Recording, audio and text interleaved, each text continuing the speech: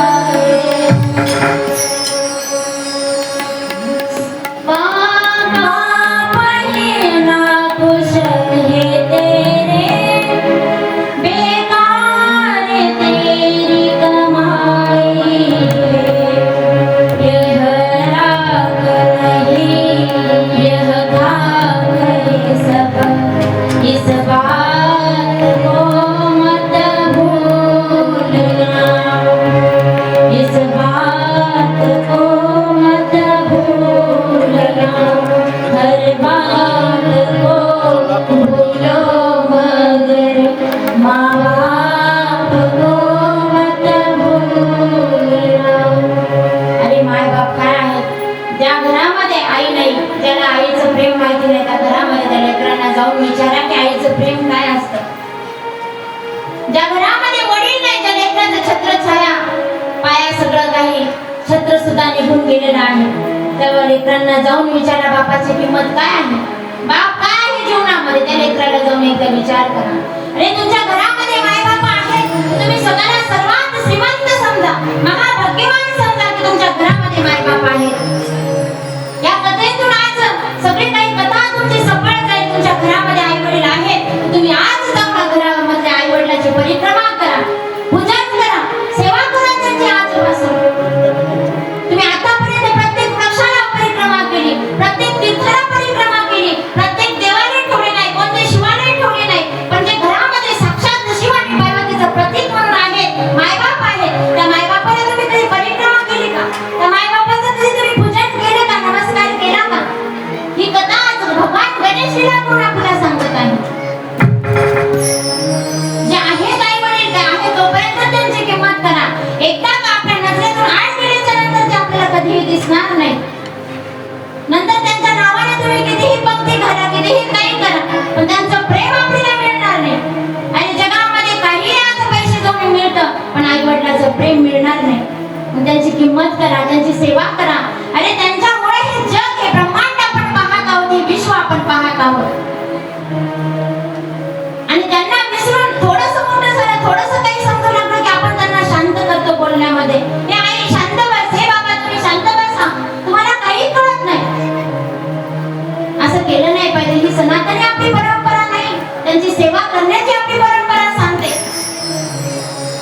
आपले आचरण तसे आहेत, आपले व्यवहार तसे आहेत. या ब्रह्मांडात या देवी देवतांचं, या परमेश्वराचं सगळं काही आपल्याला लागतं. जल लागतं, अग्नी लागतं, वायू लागतं, हे सगळं काही लागतं परमेश्वराचं. पण परमेश्वराचं नाव आपल्याला लागत नाही, परमेश्वराची भक्ती नाही पाहिजे, परमेश्वराचं पूजन नाही पाहिजे. त्याच प्रकारे आई वडिलांची सगळी संपत्ती पाहिजे, शेतामध्ये बरोबर वाटल्या पाहिजे, प्रत्येक हिस्सा जिल्ह्याचा बरोबर पाहिजे. नाही दिला तर कोर्टामध्ये केस करतात आपल्या स्वार्थासाठी. पण अशी केस आतापर्यंत या कोर्टामध्ये आली नाही की मला माझे आई वडील मला सांभाळायचे आहेत, मला मी केस टाकायची आहे, आई वडील माझ्याकडे द्या मला सांभाळण्यासाठी. अशी केस एक आतापर्यंत आली नाही. पण आपल्या स्वार्थासाठी असंख्य केस त्या कोर्टामध्ये आहेत. किती स्वार्थी आपण आहोत. त्या आई वडिलांची सेवा केल्याच्या नंतर आपल्याला जीवनामध्ये कोणत्याही गोष्टीची कमतरता होणार नाही. एवढं शक्ती, एवढा आशीर्वाद त्यांचा आपल्या दाही दिशामध्ये राहतो, आपल्या सोबत राहतो. आई वडिलांची सेवा केल्याच्या नंतर काही दिशामध्ये आपली प्रगती होते, काही दिशामध्ये आपला मान सन्मान वाढतो. एवढं सामर्थ्य, एवढं शक्ती आई वडिलांच्या सेवेमध्ये आहे. पण जरूर आपल्या आई वडिलांची सेवा आपण केली पाहिजे. बाप घराचा तो पाया, मायराचं ते छन, जेव्हा घसरला तो पाया, तेव्हा कोसळते छन. म्हणून जीवन जगत असताना आई सुद्धा गरज आहे, आईची सुद्धा आवश्यकता आहे, वडिलांची सुद्धा आवश्यकता आहे. म्हणून तुमच्या घरामध्ये हे दोन्ही आहेत तर तुम्ही सगळ्यात श्रीमंत आहात. ज्याच्या घरामध्ये आई वडील हसत खेळत आहेत, त्या घरा एवढं श्रीमंत घर कोणतं नाही. तुमच्या घरामध्ये महान महान फर्निचर आहे, तुमच्या घरामध्ये मोठ्या मोठ्या मौल्यवान वस्तू आहेत, तर तुम्ही श्रीमंत नाही. आणि तुमच्या घरामध्ये हसत खेळत तुमचे माय बाबा आहेत, तर तुमचं घर सर्वात श्रीमंत आहे, तुम्ही सर्वात धन्यवान आहात. हे भगवान गणेश आपल्याला कथेतून सांगतात. आणि शास्त्राला धरून, सिद्धांताला धरून, प्रमाणाला धरून आपल्या आई वडिलांना बोलतात. आणि त्यावेळेस सुंदर प्रकारे सिद्धी आणि बुद्धी सोबत त्यांचा विवाह होतो, असं उपदेश आपल्याला देतात. भगवान गणेश भाद्रपद मासामध्ये चंद्रोदयाच्या काळामध्ये उत्पन्न होतात, प्रगट होतात. म्हणून बाकीच्या चतुर्थ्या तुम्हाला धरल्या, त्याचे पण वेगवेगळे विशेष महिमा सांगितलेली आहे. पण भाद्रपद मासातली चतुर्थी कधीही सोडायची नाही. भाद्रपद मासामध्ये जी चतुर्थी येते ते जर आपण एक चतुर्थी विधिविधानाने केलं, चंद्रोदयाच्या काळात सोडलं, तर एक वर्ष चतुर्थी 12 चतुर्थी आपण धरल्याचं पुण्य आपल्याला प्राप्त होते. एवढी महिमा चतुर्थीची आहे. विद्यार्थी लभते विद्या, धनार्थी लभते धनम, पुत्रार्थी लभते पुत्रम, मोक्षार्थी लभते गती. जसं भगवान शिव आपल्याला प्रत्येक कामामध्ये यश देतात, तसंच भगवान गणेश सुद्धा आपल्याला प्रत्येक कामामध्ये यश देणारे भगवान गणेश आहेत. म्हणून ते प्रथम पूजनीय आहे. सगळे देवता सगळे त्यांना आशीर्वाद देतात की हे गणेश महाराज तुम्ही प्रथम पूज्य राहा.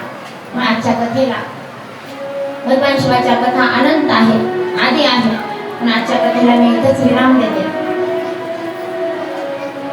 आणि परमेश्वराला मी प्रार्थना करते की हे महादेवा, हे 7 दिवस सगळ्यांनी ही शिवकथा खूप भक्ती भावाने प्रेमाने माझ्या वाणीला सफळ केलं आणि इथे येऊन या मठाची, या शिवालयाची, या शिवकथा पुराणामध्ये शोभा वाढवली. तर परमेश्वर आपल्या जीवनामध्ये तशी शोभा वाढावी. जे तुमची कामना आहे, जे तुमची इच्छा आहे ते परमेश्वर भगवान शिवानी शक्ती पूर्ण करावी. हीच माझ्या सद्गुरूंना, आपल्या अमृतेश्वर भगवंताला, अमृतेश्वर महाराजांच्या चरणावर मी प्रार्थना करते आणि या शिव महापुराला प्रार्थना करते की यांच्या सर्व इच्छा कामना पूर्ण व्हा महादेवा, यांना सर्व जीवनामध्ये सुख प्राप्त व्हावं. म्हणून आज कथेला आपण विराम देऊ. ही माझी वाक्य पुष्प पूजा समर्पण हो श्री गुरुराजा, मनमत शिवलिंग विनवी ओजा, श्री गुरुनागे मोक्षाश्री. ही झालेली 7 दिवसाची सेवा अमृतेश्वर भगवान महाराज अमृतेश्वर महाराजांच्या चरणावर, बाळेश्वर महाराजांच्या चरणावर, माझे सद्गुरू महालिंगेश्वर महाराजांच्या चरणावर आणि जे भगवान सांब सदाशिवाच्या चरणावर आणि जे बॉर्डरवर जे सैनिक आहेत, जवान आहेत, त्यांच्याही सुद्धा चरणावर ही झालेली सेवा मी समर्पित करते आणि आपल्या सर्व भक्तांच्या कल्याण हो हेच परमेश्वराला मी इच्छा व्यक्त करते. जे इच्छा आकांक्षा सगळं काही सुख तुम्हाला परमेश्वर देव, आपल्या विवेकामध्ये वृद्धी व्हावं, आपल्या सदा आचरणामध्ये अधिक वृद्धी व्हावं, आपल्या भक्तीमध्ये अधिक सदभक्ती आपल्याला प्राप्त व्हावं आणि असेच सदकार्य, असेच दानधर्म, असेच कार्य करण्याची आवड, विश्वास, भाव तुम्हाला अंतरंगामध्ये यावं हेच मी माझ्या सदाशिवाला, माझ्या शक्तीला, माझ्या माताला, माझ्या पित्याला मी प्रार्थना करते. एक श्लोक म्हणून जे शेवटचा सांगतेचा श्लोक आहे, ते सांगतेचा श्लोक म्हणल्याच्या नंतर 7 दिवस आपण कथा श्रवण केल्याचं पुण्य आपल्याला प्राप्त होतं आणि आपल्या मनातील इच्छा कामना पूर्ण करणारं हे श्लोक आहे. त्यानंतर एक विदाई गीत होईल आणि विदाई गीत झाल्याच्या नंतर आपण आभार प्रदर्शन करू सगळ्यांचं आणि आभार झाल्याच्या नंतर मग गुरु महाराज येतील, त्यांचं आशीर्वचन आपल्याला श्रवण करायचं. सगळ्यांनी ताट बसा, सगळ्यांनी हात जोडा, डोळे लावून घ्या आणि मी म्हणल्याच्या नंतर तुम्ही मागे म्हणायचं.